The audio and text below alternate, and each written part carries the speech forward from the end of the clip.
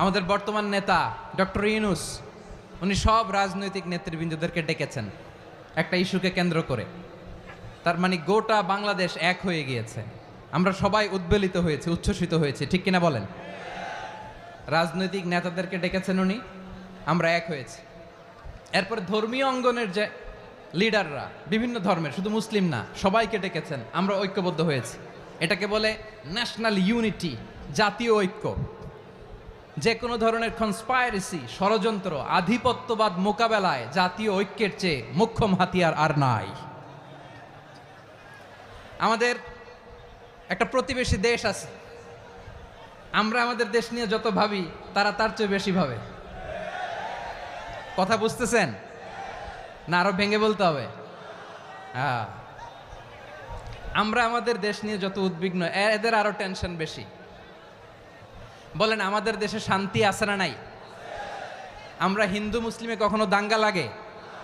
আসতে বলেন, কেন লাগে?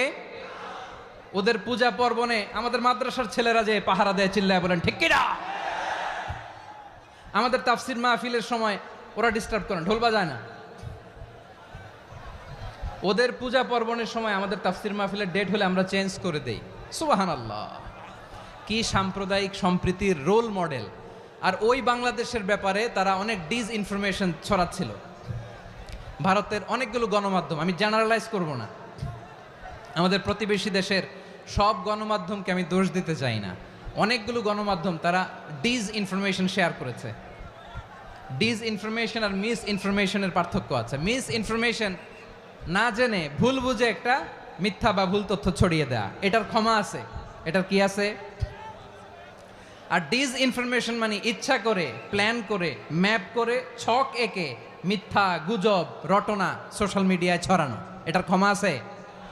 আওয়াজ করে বলেন, ক্ষমা আছে? ভারতের কিছু গণমাধ্যম তাই করেছে, আমরা ব্যথিত হয়েছি, আমাদের হৃদয়ে রক্তক্ষরণ হয়েছে। আমাদের প্রতিবেশী দেশকে বলতে চাই, আমাদের দেশ নিয়ে আপনাদের ভাবার দরকার নাই, নিজের চরকায় তেল দেন, নিজের দেশ নিয়ে ভাবেন।